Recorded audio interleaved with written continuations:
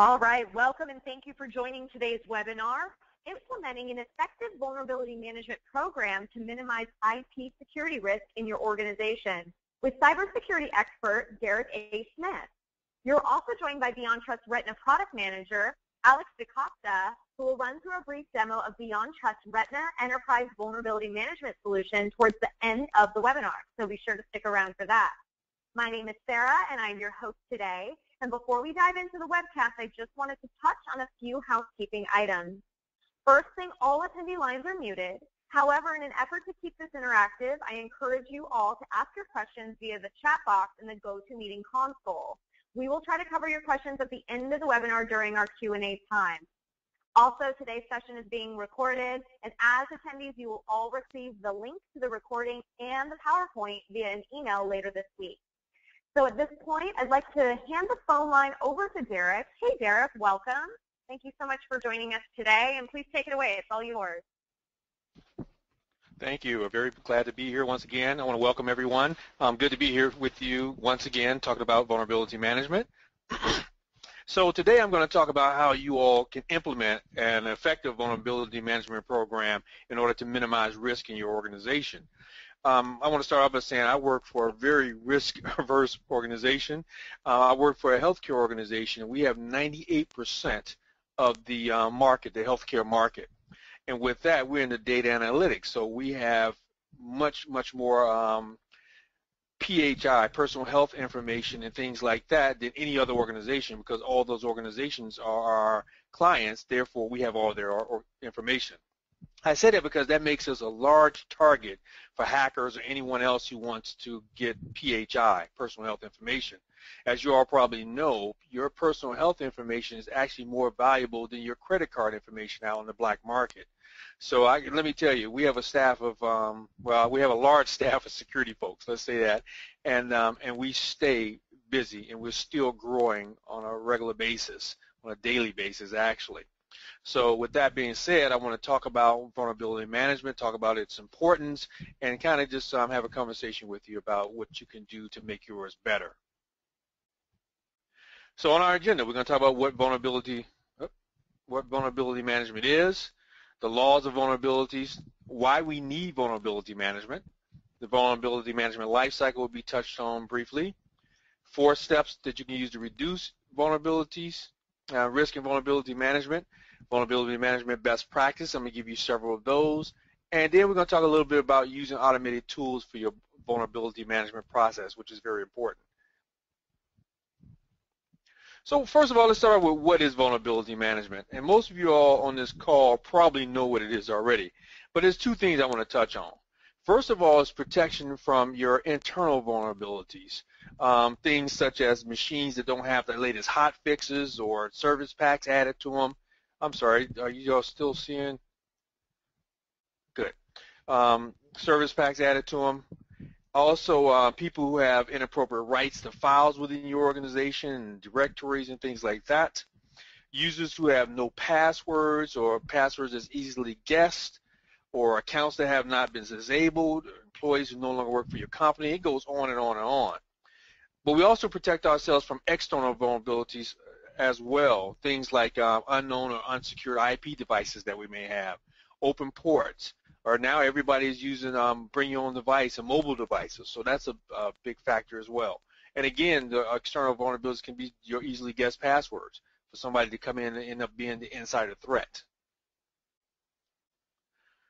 Now, vulnerabilities on your network are what cyber criminals are after.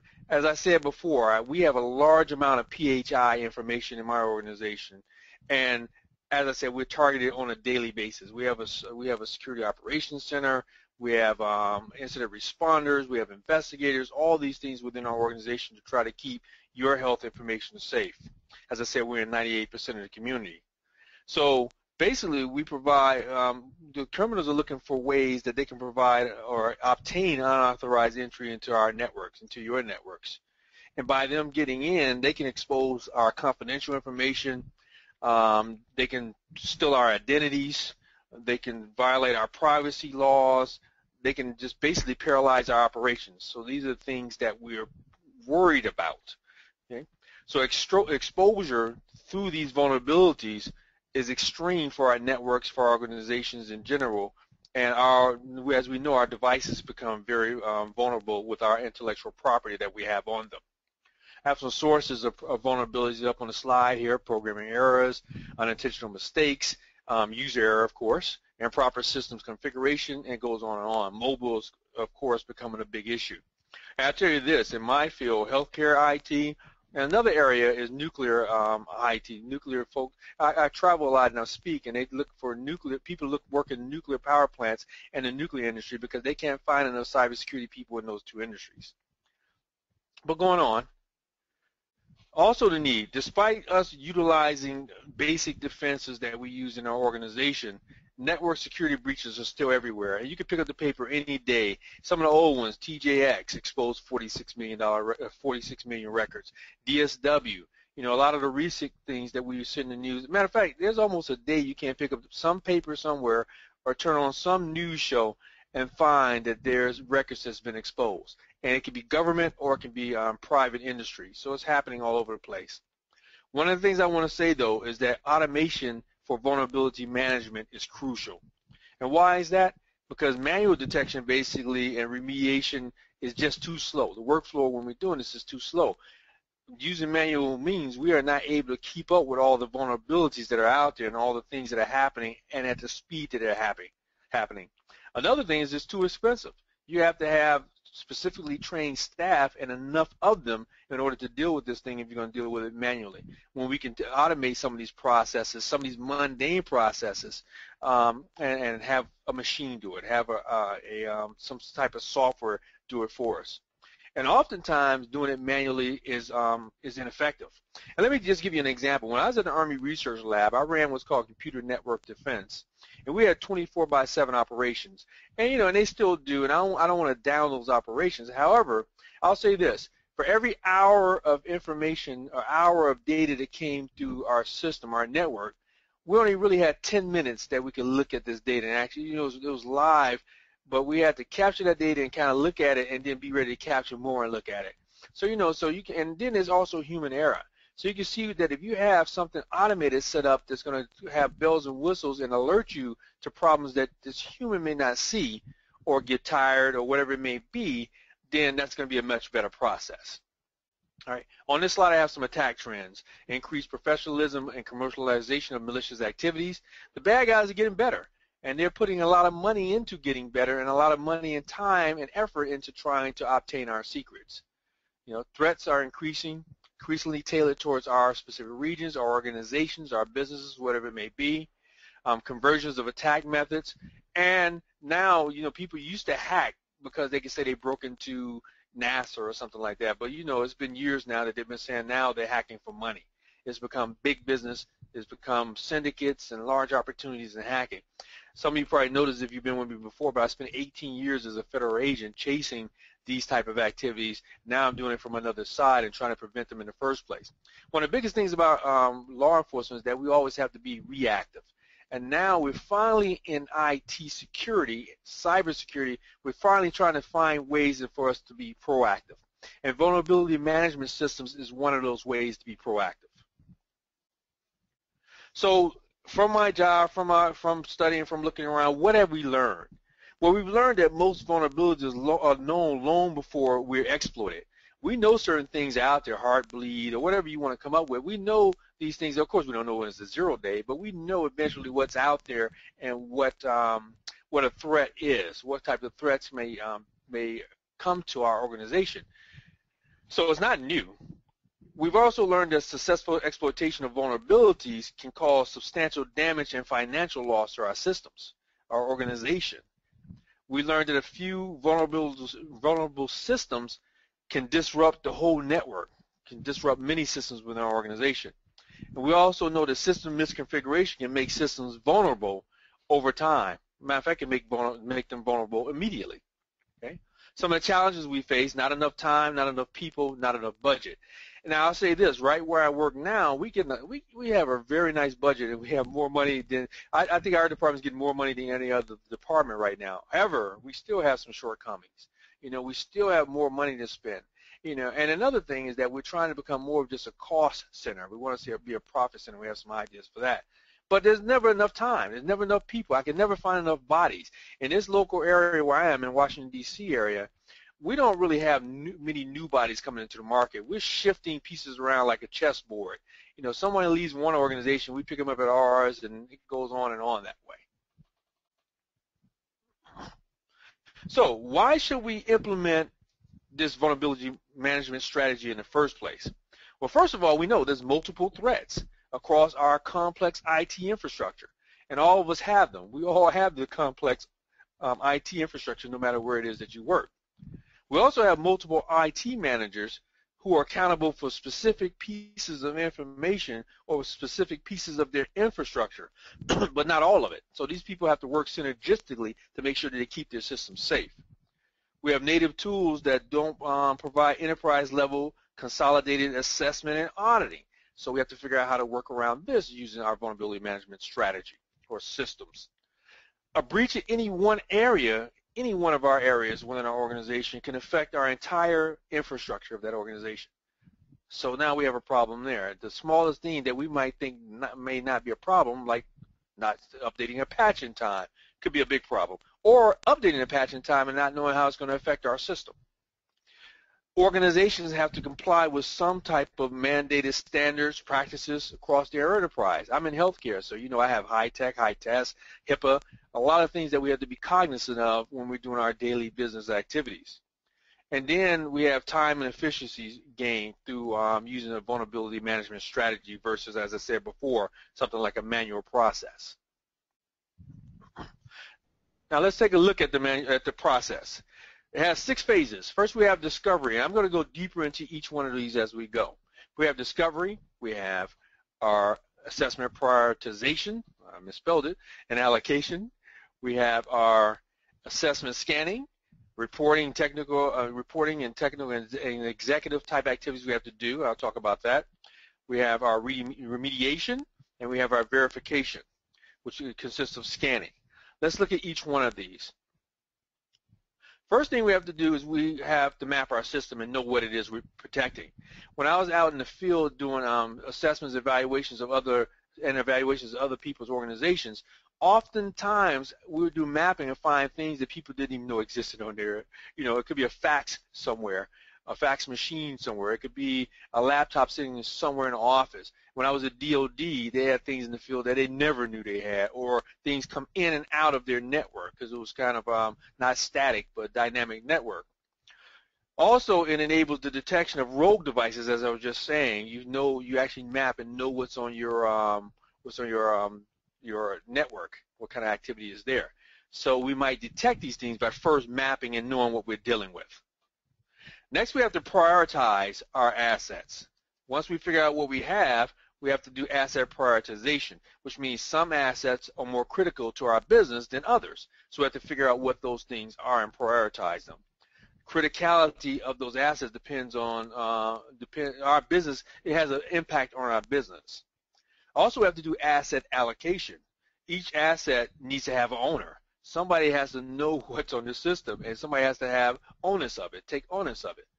So those are the 2 pieces for asset prioritization. We have to do an assessment, and two things we have to be cognizant of here.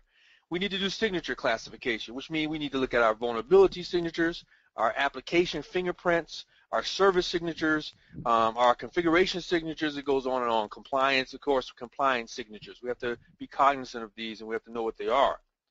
And then we have to look at what we call timely signature. Look at how many devices we have at a given time. What is our remote services at a given time? Again, our vulnerability signatures. How many vendors do we have operating within our infrastructure? We have to know these things. So we have to do an assessment of these things. How many products do I have in general? And then we go to scanning. And scanning needs to be, it needs to take what I call an outside in and inside in approach to security. So it has to emulate the attack route of a hacker. It has to look at how would a hacker do it. They have to test the effectiveness of our security policy, and it has to not just our policy but also our controls. and examine our network infrastructure for what our vulnerabilities are. We have to figure out what it is that we're susceptible to. And then it provides, by scanning, it provides tools for untrusted and authenticated scanning. We have to have tools for both. But we have to scan our systems, and we should do it on a regularly scheduled basis. And, well, not just that. We do it on a regularly scheduled basis, but, of course, you all know penetration testing. We might want to have someone come in and perform an unscheduled penetration test. Of course, we would know about it as the security leaders. However, an organization would not know about it. And it's important to do that, I would say, at least once a year. Then we have to report out what we found. Okay? Reporting allows for generation, storage, and distribution of reports for large enterprise networks. At least our vulnerability management system should do that. We should be able to generate reports for various compliance initiatives that we may have, SOX, PCI, our HIPAA compliance things that come through. We need to look at our security trends over a period of time, our business risks. All these things need to be looked at. Auditing, for instance, we produce reports for auditing. We need to report by business units or by our asset groups, and we need, again, to look at our security trends over time to see what's happening within our infrastructure. And then once we find out what's happening, once we find what we need to find out about what we own, then we need to do remediation. And we should have some type of system in our vulnerability management system that would generate tickets automatically when we complete those scans that I was just talking about. So tickets should be generated, either generated automatically upon scan completion based on the policies that we have in place, or based on demand from our user groups that we may have. The auditors may need something that we need to send out to them. Okay? Then we want to verify. Once we fix things, once we remediate, once we handle our POAMs, some people used to call them, we have to go ahead and back and rescan and verify that all the applied patches, all the things that we have done conform to compliance. I got confirmed, but conform to compliance, but also that we have everything that we need, not just compliance. Because so often, especially in the government systems and even in healthcare and some other places, we are driven by compliance, by government regulations. But that's not enough. We need to also make sure that we're doing due diligence in everything we need to do to protect ourselves, our customer, our clients, whomever they may be. And then we need to verify the tickets that we've done, that we did in the remediation phase, are done, and make sure that they're closed. There's been many times in the field where I would go back and I would check tickets, and I find so many open tickets that may have been actually taken care of, but they didn't come back and close the ticket. So it's just a basic thing we need to do. So what are the benefits of having a good vulnerability management program? Well, one of the things is this. It gives you control. It gives you control and visibility of your network so that you can manage your network security effectively, and then you can document the compliance. Let's say you go for ISO 27001 or wherever it may be. You have to continually document your compliance. You have to show your compliance on a regular basis. If you're dealing with the government, they're going to come in every 2, 3, whatever the schedule is, 3 years, 1 year, and you have to show that you're in compliance, and with continuous monitoring, maybe even more so. But not only that, what did I say when we first began? Vulnerability management is a proactive approach to security. And we have to start focusing more on being proactive if we want to have effective security within our organizations. So I want to look at the laws of vulnerabilities. I have 4 of them here. The laws of vulnerabilities. And basically, what are they? Qualys, which is one of the leading companies out there, did I guess a study on this. They published some research on years of analysis of vulnerability and exploit data that they have, and they came up with what's called the laws of vulnerabilities. And what these do is that they define vulnerabilities in the context of half-life, prevalence, persistence, and exploitation. And I'm going to briefly talk about each one of these as we go on. Now, I'm going to talk about some of the dynamics required to have a good network, and there's 4 of them, but let's hold off and get to that. Let's look at these first. So we talk about the law of half-life. Basically, we're looking at the half-life of critical vulnerabilities that we have, as it says, within 30 days, and doubles with lowering vulnerability. It's just a finding that we have. But the half-life is the critical vulnerabilities happen within 30 days and doubles with lowering degrees of severity within your systems. Now, some of the things that you notice I have here, well, let me go back to that just for a second. So basically, to break it down, that half-life reflects the difficulties you have in successfully patching large networks. So it's about patching system. The data that they had shows that the first month of a critical vulnerability, IT on average only mitigates the vulnerability in half of its networks. And then the second month, they find half of the remaining vulnerability systems protected, and so on as they go on.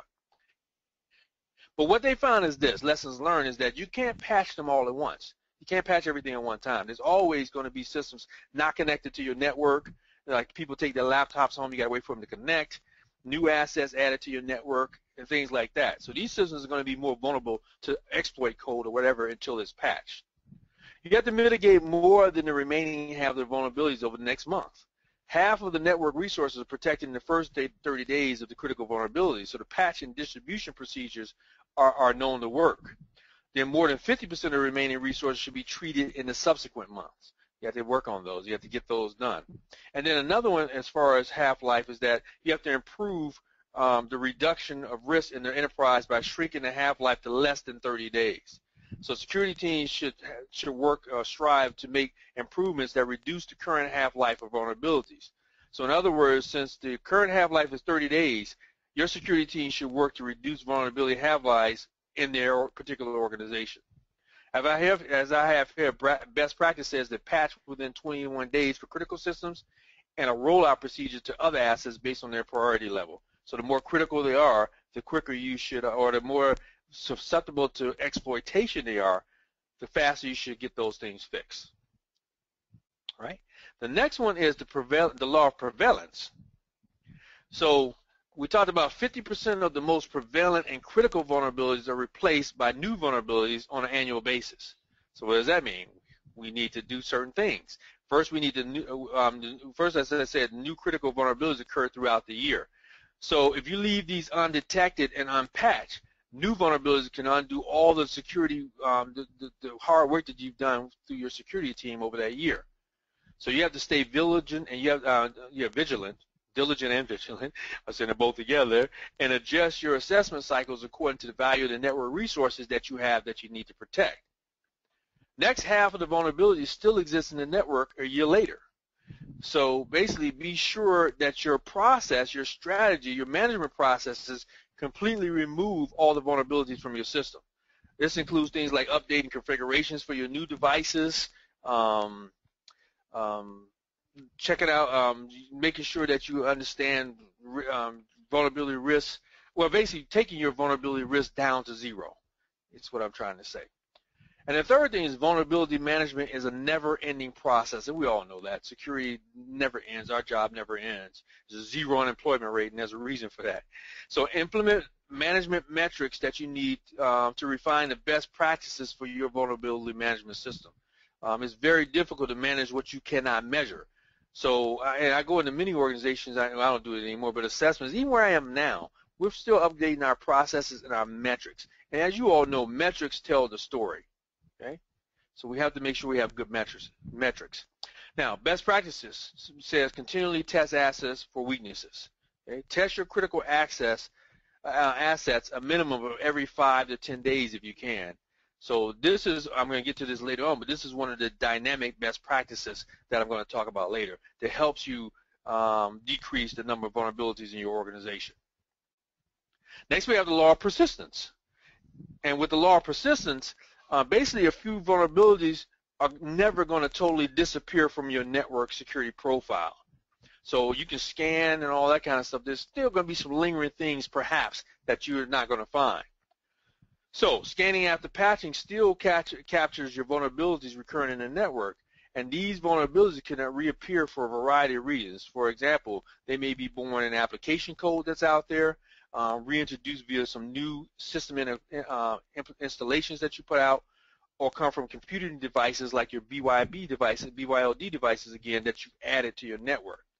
So what do you need to do? You need to scan configurations of new equipment to be sure they do not reintroduce old vulnerabilities to your network. So be sure your processes for deploying new equipment require scans for vulnerabilities first. After all the software has been installed, everything has been configured, you still want to scan for any problems you might have. Be alert for vulnerabilities that may be lurking in your application code. We know that a lot of things that happen within our organization, within our systems, come from application code errors.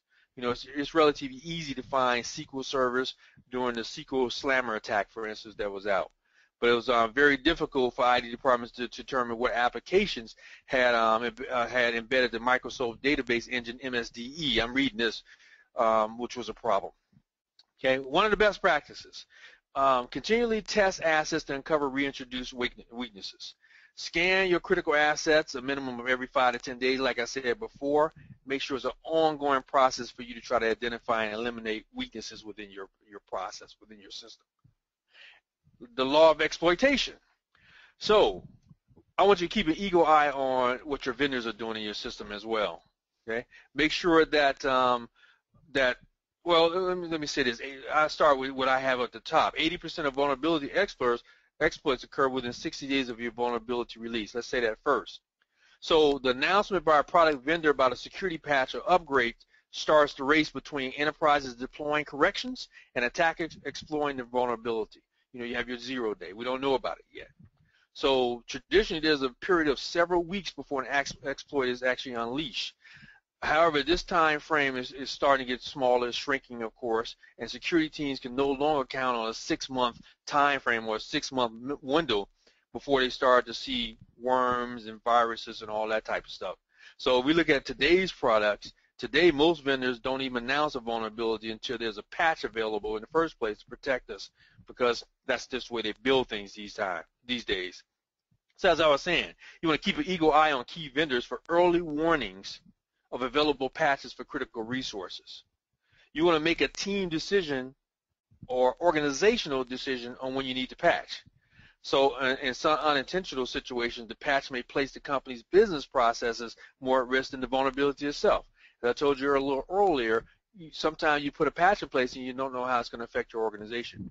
I worked at a government organization. We stayed, I think it was 3 iterations back, which means we were kind of vulnerable, right? We were vulnerable because we were 3 iterations back, but we also could not have this process go down. It had to be available 24/7. It was very critical, so we had to test these patches, make sure everything was okay before we put them in place.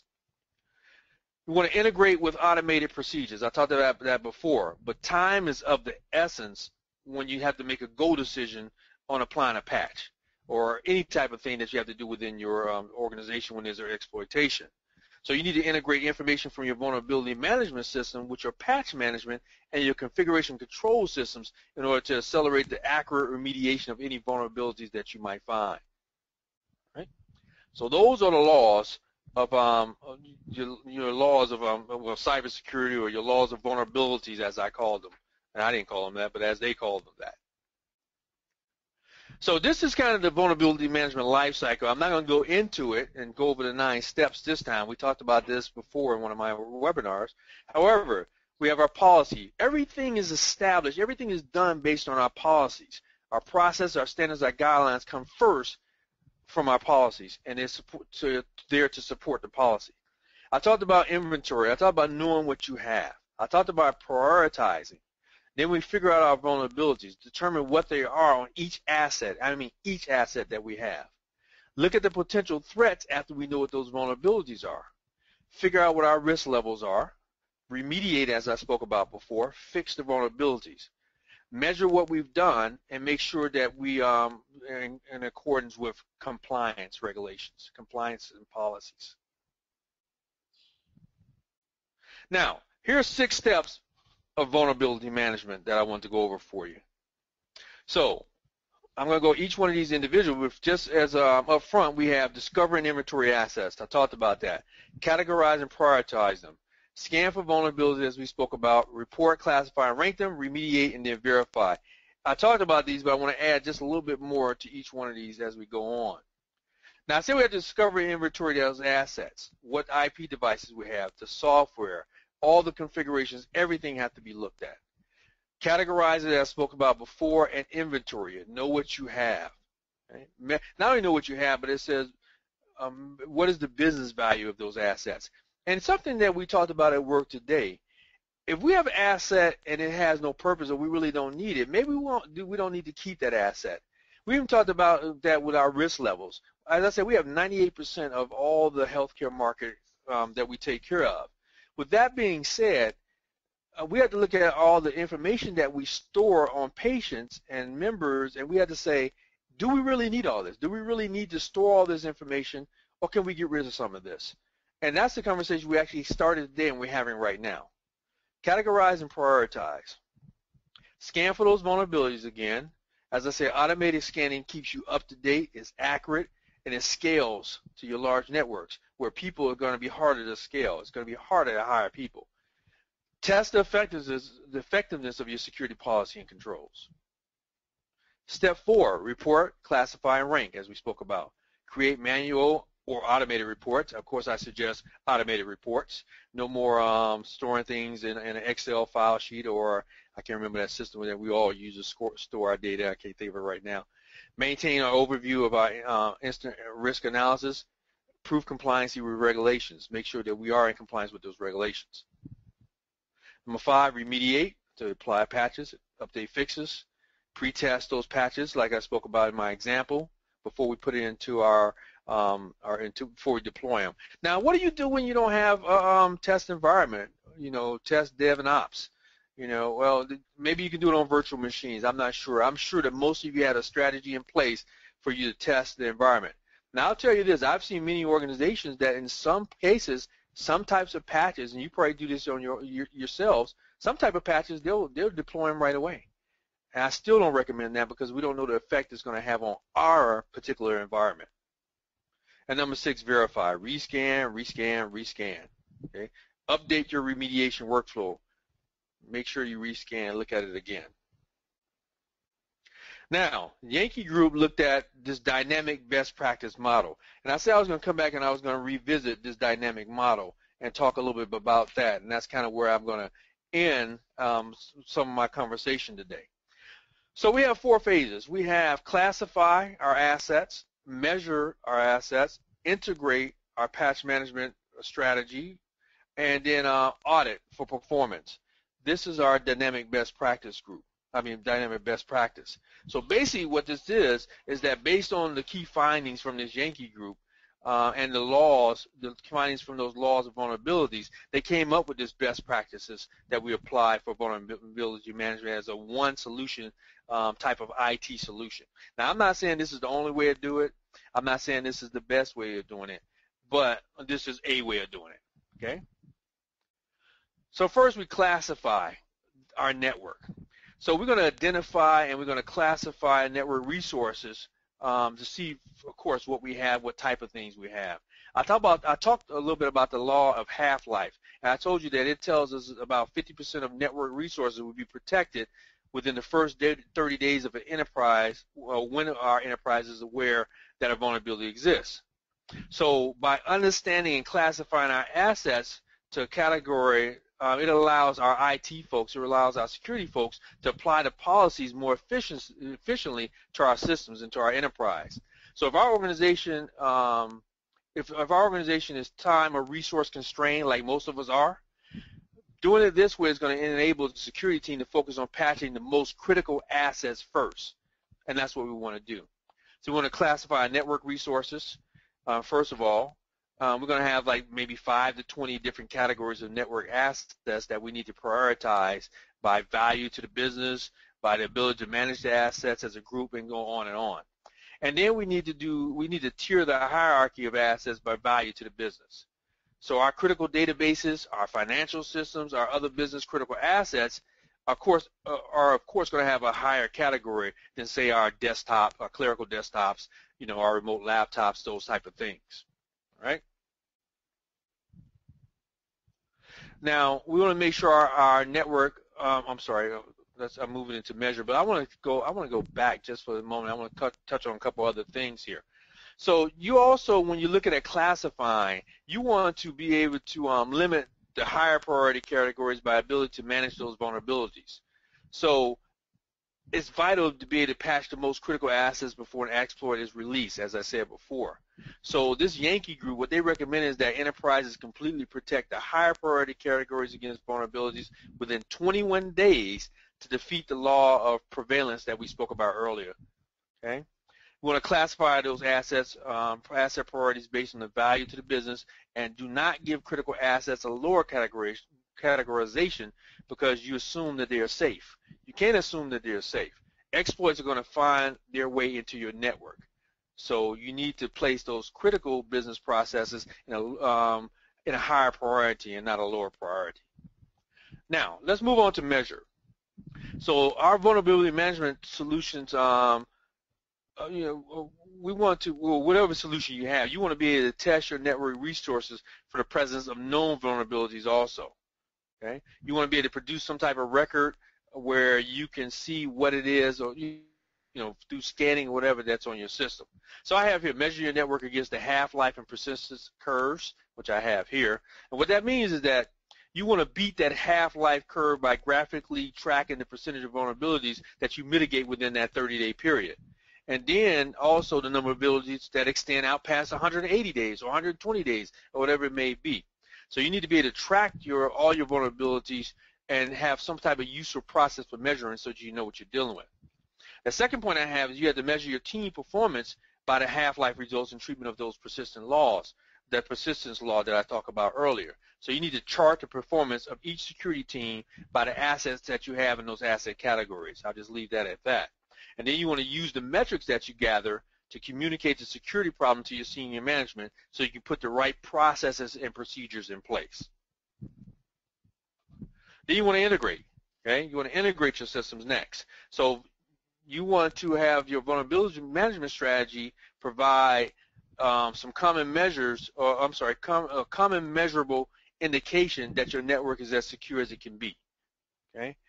And you want to well, we talk about best practice. So your best practice of a lot of other organizations, a lot of leading enterprises, is to integrate the intelligence gain into the entire security team cycle by identifying those assets, as I spoke about, and then removing the vulnerabilities. How do we do that?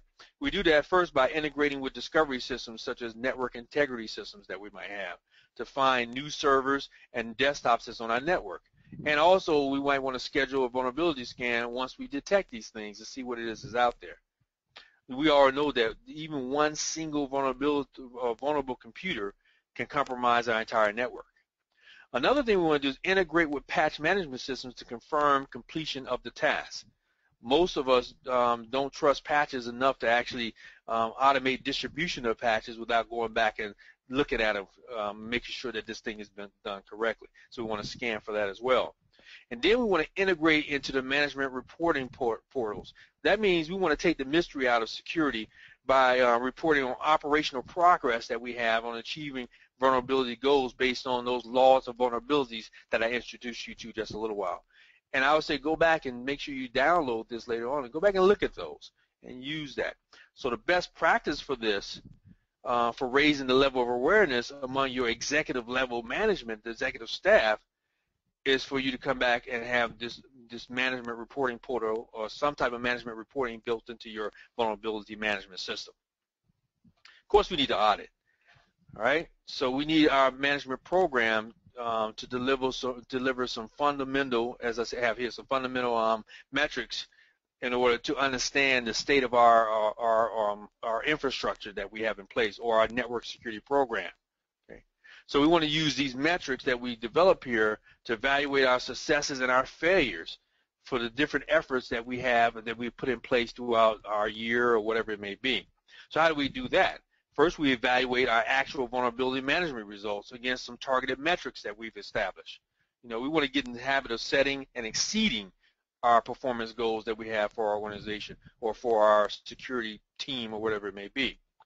We need to regularly review vulnerability management reports with the security team to make sure that they understand what's happening. They need to understand what could be affecting the organization. We need to brainstorm with them on better methods for handling vulnerabilities. All this should be done as a team effort. Okay? And one thing I want to say, make sure that you perform post-mortems also when you have an incident occur, or if you have some type of exploit. Make sure you get the lessons learned done. And the last thing I have here is measure the performance of security teams by the reduction of your critical vulnerabilities. Compare your team's performance by recognizing the leaders, recognizing your teammates, all that type of thing. Have them build some peer pressure. That's okay with us.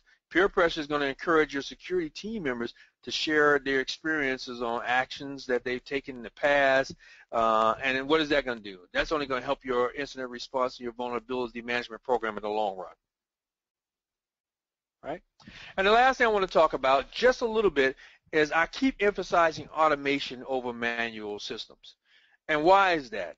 Because that automated process gives you control and visibility into your organization and your infrastructure, unlike anything you could do with human error, with humans. There can be human error, there can be people overlooking things. The machine is not going to overlook it unless it's configured incorrectly. And you can't take things out of a box. You need to configure it for your particular organization. Automation automates most elements of your vulnerability management in an efficient and cost-effective manner. Instead of me having 5 security analysts doing 24/7 watching of traffic coming through, I can have one machine to do that and not pay 5 yearly salaries. It also enables me to cut enables all of us to cut our vulnerability management expenses by 50 to 90% based on what I just told you before. I don't need 5 guys. I need 1 guy to configure and monitor the tool. Now, this isn't, I'm not going to say that you can't. I am going to say that you cannot throw technology at all your problems, but automation and technology, of course, can indeed help the situation that we may have. Now, with that being said, what I'm going to do is I'm going to turn it over to Alex, and he's going to talk a little bit more about his aspect on vulnerability management. Thank you, Derek. Let me get my screen here showing for you guys. All right, guys, my name is Alex DaCosta. I'm the product manager here for Retina for a vulnerability management solution at Beyond Trust. I just honestly want to spend just a couple of minutes going over our Retina solution, more specifically from the output perspective. What can this solution offer you as an output after you've run scans? And kind of talking on a lot of the topics that Derek was covering, especially right now with the automation portion. Absolutely, you should have a solution that works for you, one that goes out and automatically discovers everything that's in your environment, one that automatically scans for vulnerabilities and generates the reports that your team need and automatically deliver those reports to those teams via emails, via notifications, automatically save them on a share, so that you're really just coming into the solution to go deeper into that data and not babysitting it, not wasting time sitting there waiting for a scan to complete, etc., but having that all automatically happen behind the scenes. So going back to kind of the output, scanning, honestly, everybody can scan in this space. It's not kind of a sexy topic, if you will. It's more of the output. Getting away from the, here are 500 pages worth of data we found in your environment, and good luck with that, right? That doesn't help anybody. That actually sort of makes people put that aside and not really do anything. So I want to show you a couple of examples on how within just 1 or 2 pages we can tell you, if you just do this, it will have the biggest impact in your environment today. And then secondly, over time, what has been happening? Sort of accountability. Are we actually fixing things? Are certain teams better than others, if you will, and sort of have them kind of compete against each other to make sure that everything is getting remediated within the right amount of time? So here's my first report. It's an executive summary, just a little high level. Will show me eventually over the last 12 months at the top how many systems I'm finding every month, or systems within a high or medium risk, or the number of exclusions my team might be making month after month, as well as the top 10. Right now, what are the top 10 or high or medium risk vulnerabilities? Being able to dive into any value and actually see what systems are affected by those vulnerabilities today. How many days on the very right-hand side, how many days has that vulnerability been present on each of these systems? Go into the vulnerability name, see descriptions, fix information, references, all right here within 1 or 2 clicks from a dashboard. Now, granted, I would never run a top 10 executive report to know how I fix something. I would run a more technical report to get right to this immediately. But the takeaway is that any of the reports we have, which are about 300 or so out of the box, have this ability of drillability. Now, let's look more of a way to dynamically look at my information. So we have this concept of smart groups. Here on the screen, you see my threat analyzer. Each one of these squares represent smart groups. Think of them as business units. Another topic that Derek covered was classification of assets. You want to make sure the solution is trained, that it is smart and working for you, and it helps you prioritize based on what you've told it about certain groups of assets and the criticality of those systems. So here within the threat analyzer, I have these groups. The bigger they are on the screen, the more at risk that environment is compared to the other ones, also based on profiles. How about critical vulnerabilities that are open for more than 30 days? Which of these groups are falling behind? Or maybe they're associated with malware or some event in the wild like Stuxnet. I can use that to help me prioritize and eventually dive into one of those particular groups and do some risk reduction forecasting. How would that environment improve after I fix the top X number of vulnerabilities? So let's start with the top 20. If I fix that in this particular environment, I will have a risk improvement of 23%. 23% of the vulnerabilities would be remediated, and there are 47 assets that would be affected. At the bottom of the screen, I will have a list of those 20 vulnerabilities. Now, I can play with that 20. What if I do the top 100? And this is one vulnerable lab that I run here. So we can see that even the top 100 vulnerabilities gets me to a 48% risk improvement. 57% of the vulnerabilities are gone. And you see there at the bottom the list of what gets me there. Under the mitigation column, I do want to point out that we can always customize the reports so that they make sense for the audience. In particularly the mitigation factor. Who's the audience? Are they patching? Are they going to do patching? Thus, I'm going to filter this by security update. Maybe they're looking at 0 days. That's the focus this particular week. Let's filter by those. Or maybe there are others, configuration changes, etc. The point is, it's not just one report for everybody. That equals a lot of noise. We can always filter so that it makes sense for the audience. Now let's look at trending reports here. Let's look at an SLA. With the SLA report, I can specify a particular time period, and I'll focus on everything I have in my lab from February all the way till this month. I can narrow my scope again to that concept of smart groups. These are logical groups of assets you guys will build to mimic your environment. You will have different SLAs for different environments. SLAs is basically how long do we have to remediate a vulnerability based on its risk. So for my case, if it's a high-risk vulnerability, we've got 2 days, medium 7 days, and lows we've given 14 days. And that is something that I have for my demo lab, for example. So I will go ahead and generate an SLA report, which again, for my lab, is just me. I don't do much fixing here. We can see that I barely do any fixing. I don't meet any of my own SLAs, right? Back in February, I didn't meet any of the highs, 4% for medium, 12% of the low vulnerabilities were actually fixed within that SLA. So here's a way to have accountability. There are actual accounts of mine that I have that print these out and sort of post them on a board so different team members can kind of see who's doing better than the other ones, kind of gets everybody going. But with that, I also want to show you our delta by month. The delta by month really shows us, again, over time, what is happening. So for this particular case, I'll just use all the time I have in my lab, which again just goes back to February. All of the data that you see me generate here, all of this data resides in-house. None of your vulnerability data lives your premise. It's all in-house. It all lives behind in a SQL database. This is all being driven by SQL reporting services, analysis services, which in turn allows you to eventually do year-to-year comparison of your data. From our trending perspective, we can see everything graphically as well as numerically. So we can see here how many vulnerabilities have come in, were fixed, or we're still there at the end of each month. And you can see my existing keeps growing as I do mostly collecting vulnerabilities every month. I don't do much fixing. And here, next page, same data set with a couple of other data points, such as average age and fixed time by the end of each month. We can also see exactly how many vulnerabilities are we starting with, how many did we fix, how many came in new, and ultimately, what did we end with.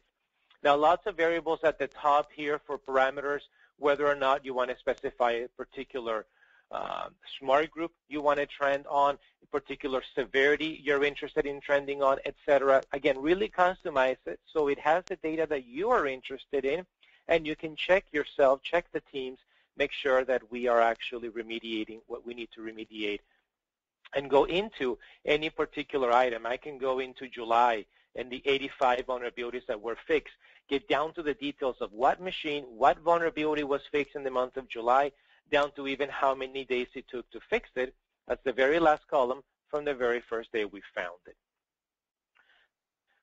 Now, the last thing I want to show you guys is going to be our clarity reporting.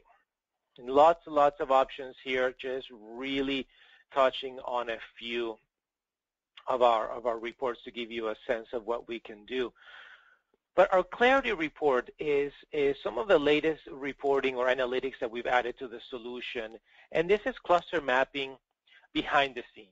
So to give you an example, let's just scan your environment and we discover all of your systems and we start to audit them. Part of that scanning, it does a lot of enumeration. We find out what operating systems you have, what apps are installed, what ports, services, shares are running in each of these machines. As the data comes back into Beyond Insight, we start to see patterns among these machines, and we start to put the systems into the same cluster. This all happens behind the scenes. You don't have to worry about this portion. Now, this is to help you find anomalies over time. Let's say that I circumvent our security and I start installing any given application I want. I go to any site and I just start downloading things, and eventually my system maybe gets compromised, gets malware, which equals new ports getting open, new services running, obviously new apps running, changes to the system, etc. Subsequent scans by Retina will find these changes. Beyond Insights, analytic and reporting, specifically Clarity, will move my machine from the cluster it was in to a different cluster because I am no longer the same as my peers. So we have the concept of cluster movement as one of our reports to point out systems that keep moving around, they keep having changes to them, a clear indicator that they're probably compromised or the user is doing things that fall outside of the norm compared to your population of users. Now, you'll notice on the right-hand side of this chart, there are some data points there that don't really have to do with vulnerability management, right, except for the first one, scan data there, scan events. Beyond Insight and Beyond Trust as a company has other solutions under its sort of umbrella. We have list privilege type of solutions for Windows, for Macs, for Unix, Linux. We have a password safe solution. We also have a connector into Palo Alto. The point is that the more solutions you either have from us or the connectors you might be making to things like Palo Alto enhance what we can provide about a system. Not just the footprint of it and how it might be changing and thus might be compromised, but we can also see what the user is actually doing. We can see what it's clicking on. Is the user an administrator or just a standard user? Is the user running an application that's vulnerable? Right? Right now, everybody in this space simply provides you a list of vulnerabilities that are found. It does not tie to the fact that the user is or is not actually using that application, which can really help you prioritize your patching efforts. That's something that we can do. We can actually tell you who is running vulnerable apps. Let's go patch those first. So just to drill down into one of these guys, let's go into Prometheus here. What you will see is sort of anomalies about the system and about the user. So Prometheus is one of the guys I use here for my lab, one of my servers. And here, the first column, Outliers. These are all vulnerabilities that in most cases have a high or medium risk, but point being that they're outliers. I don't see those vulnerabilities anywhere else in my environment. There always seems to be patterns.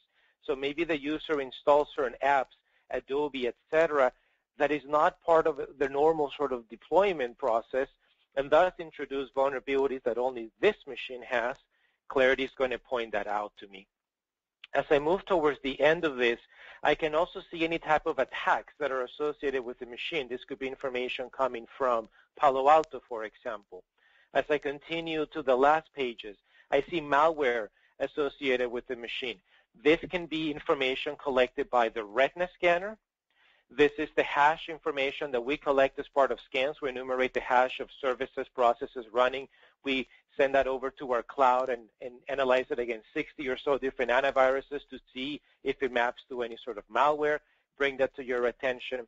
And the very last section, PowerBroker for Windows, this is the concept of having that view as to what is the user clicking on. Are these, you can see the different columns there at the bottom. Is it the first time that app is ever run in the environment? Is that app an outlier? We don't see that anywhere else. Is it vulnerable? Is it attached to malware? These are all threat levels that get summed up based on the user, based on the asset, and brought up to your attention within Clarity. So with that, I will turn it back to Sarah. Sorry, I ran a little late. Hey, no problem, Alex. Guys, real quick, we're going to jump into some Q&A, but before we do, actually, while we run Q&A, I have one more poll for you guys based on what you saw. Would you like to receive a free trial? If you select yes, you will receive an email with license details, and you'll be able to test it out and run in your own environment. So I'm going to leave that up for a couple of moments while we run through some questions that came in. Alex, can you run vulnerability to devices reports as well? Yes. So as a rule of thumb, anything that has an IP address can be assessed. So anything from your standard Windows desktops, your servers, network devices, switches, routers, firewalls, appliances, yes, these will all be in scope. Hey, Derek, what tools allow for automatic ticket generation after vulnerability scans? What would you recommend? I'm sorry, I was on mute. So, I mean, everyone is familiar with the Remedy tool, so you can kind of configure that to work with your vulnerability management system. I guess that's one that everybody's familiar with and using. We still use that where I am now. There are some newer ticketing systems out there, but Remedy has been reliable for us.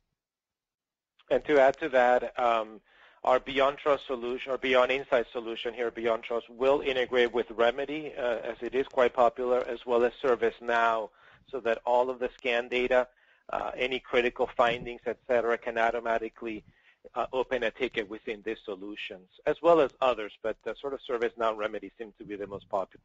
Yes. Hey, Derek, is the integration of a patch management system more important than the integration of a ticketing system? Does integration with only the ticketing system work the best, or do both of them need integration with your vulnerability scanning product? Both of them do need integration. However, of course, if we don't have a ticketing system, we have to have a system in order to deal with our remediation process and things like that. But what's most important is that we have a way to manage vulnerabilities, and that's going to be the most important. The ticketing system is going to serve your vulnerability management system. Yes, we do need it, but if I had to choose one, of course I'm going to choose to have a great vulnerability management system in place. One last question, and then I want to be cognizant of everybody's time here since we're hitting the top of the hour. Do you think threat intelligence exchange would help substantiate vulnerability management and remediation of risk? Absolutely, especially in my field, the healthcare field or financial industry or whomever it may be. But I think that as we share our experiences, we share what's happening, we share our intelligence, just like we did in law enforcement when I was an agent, we've become more proactive, we've become better at what we're doing based on our shared experiences. So absolutely, this is something that we need to start doing, not only between private sector or government sector, but between the both. Government sector needs to share with private and vice versa. And even with other countries, we need to start sharing because they're experiencing things that we may not have experienced here yet and vice versa. So that's very important. Fantastic. Well, Derek, it's always a pleasure having you here during our webinars. Thank you so much. Very insightful today. And to everybody who joined, thank you for spending the last 60 minutes or so with us. We really do appreciate your time and your commitment to coming to these webinars. As a reminder, you will be receiving a link to the recording and the PowerPoint presentation shown today. It will come to you via an email. It will come from communications@beyondtrust.com, so be sure to whitelist us so you receive that without interruption. And we look forward to seeing you guys at the next one. So again, take care, have a great day, and talk to you soon. Bye-bye. Thanks, guys. Bye, everyone. Thanks. Thank you. Bye-bye.